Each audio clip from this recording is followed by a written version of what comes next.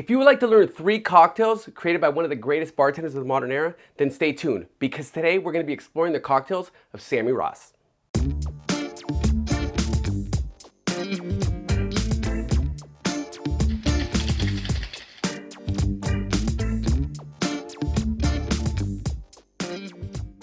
Welcome to Cocktail Limelight. I'm your host, Erick Castro, and today we're going to be going over 3 of my favorite cocktails created by Sam Ross. Now, for those of you out there that don't know, Sam Ross is without a doubt one of the greatest cocktail minds of the modern craft cocktail renaissance. And you can rest assured that one day his name will go down along such legendary bartenders as Jerry Thomas, Moe from The Simpsons, and Isaac from The Love Boat.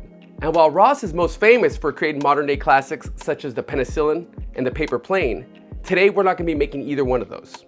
And the reason why I'm not making either one of those is because you know what? If you want to learn those recipes, there are a million other videos of which you can learn them from. Instead, today's episode is going to be focusing on 3 of his other creations that, if you ask me, are every bit as good, if not even better than those 2. Now, one of the things I love about Sammy's drinks is that so many of his cocktails are created using only a minimum of ingredients. In fact, I would even go so far as to say that it's one of his signatures in many of the drinks that he creates. And the reason why I respect this so much is creating cocktails with a very austere point of view is so much more difficult than creating a cocktail with a million ingredients in it. Because being able to achieve a lot with a little means that you truly have to understand and know all of your ingredients that are going into your shaker tin. Another reason why his drinks are so good is because he understands that the role of the cocktail is to showcase the spirit and not to mask it. Anyway, enough of exploring his philosophy behind cocktails. Instead, let's make the first drink. Now, the first drink that we're going to be making is called the Bermuda Sour. And essentially, it's just a riff on the classic rum sour, except with a bit of orange added to it and some bitters floated on top for a little bit of added depth. In addition, the drink is extremely easy to make, and I would guess that you probably already have all of the ingredients you need to make this in your home bar. And if you really want to know how much I adore this drink, I even put it on the menu at Raised by Wolves for a while because I wanted other people to try it as well. But enough of me talking about the drink, let's go ahead and make the drink. To make a Bermuda Sour, first we start out with 3/4 ounce lemon juice, followed up with 3/4 ounce simple syrup. Next, I'm going to add 2 ounces of Goslings Rum. Next, I'm going to add half of an orange wheel, followed up with an egg white, which I had pre-separated in advance. Now, before I shake this drink, I'm going to give it a light muddle, just to get a little bit of flavor out of the orange. But since this drink is a sour with egg white, before I add ice, I'm going to give it a good dry shake to properly aerate the drink.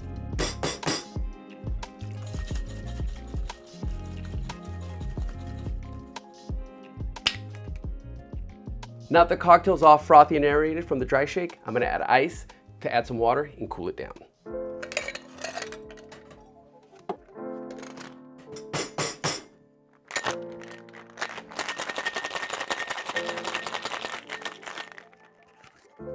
Now that I'm done shaking the drink, let's go ahead and strain it into a chilled coupe.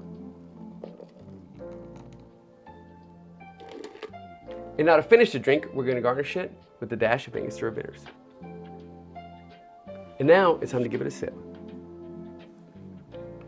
Oh my God. This cocktail, every time I have it, I'm always impressed at how simple it is in build and how delicious it is in result. Cheers to the Bermuda Sour.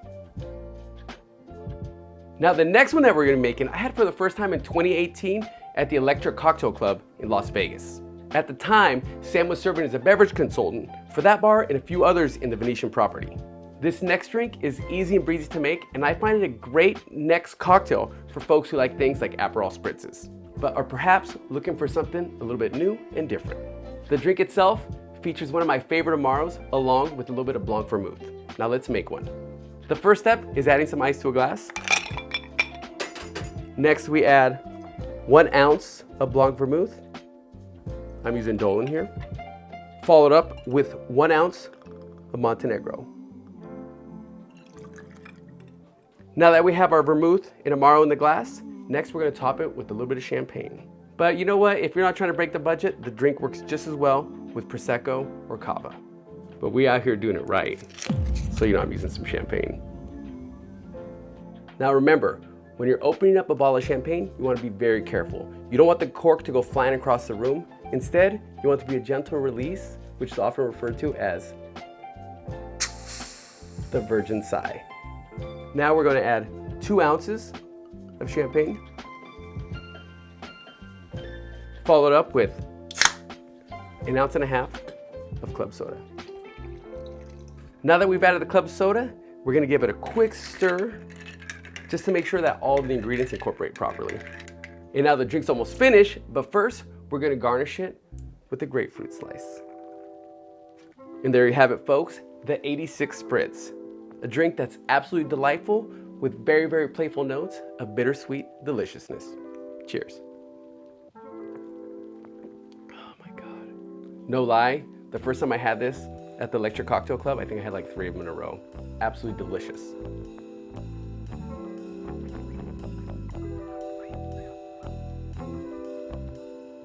Now the third and final cocktail that we're gonna be making is called the Café con Leche Flip. And it's a drink that Sam Ross invented back in 2009, back when he was still working at Milk and Honey. Now the one curious thing about this drink is if you look at the ingredients, it's actually an eggnog and not a flip.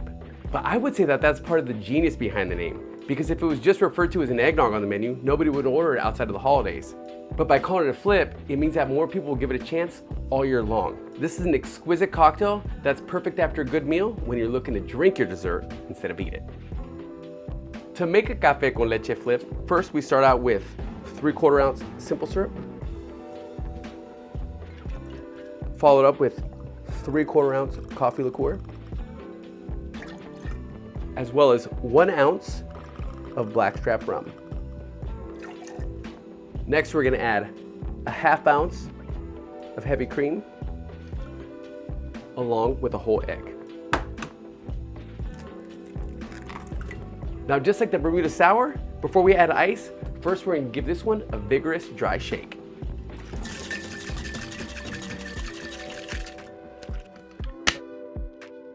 Now that I'm done dry shaking it, I'm gonna take a quick sneak preview of what the drink's gonna taste like. And just by smelling my tin, you can already tell that we are in for a treat because this smells amazing. Now that the drink's nice and frothy, it's time to add some ice and get it nice and cold.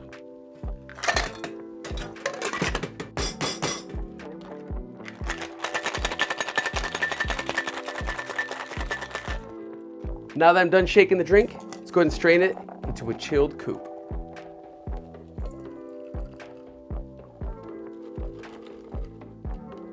And although the drink is just begging me to take a sip, first I have to garnish it with a little bit of fresh grated nutmeg.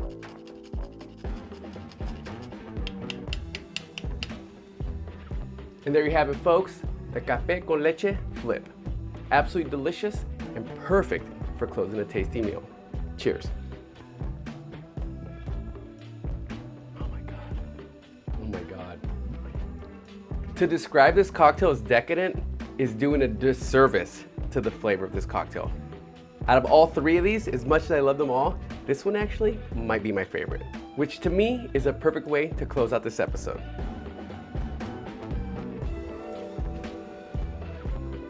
So there you have it, folks. 3 cocktails created by Sam Ross that are criminally overlooked, and if you ask me, deserve way more attention and way more praise. But now that we're wrapping up this video, are there any other bartenders out there that we should be featuring in a future episode? If so, leave their name in the comments down below, and who knows, maybe they'll be highlighted and featured in a future episode of Cocktail Limelight.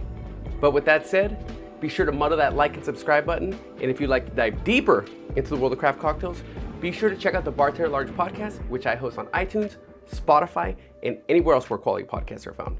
Thank y'all so much for watching, and we'll see you again next week.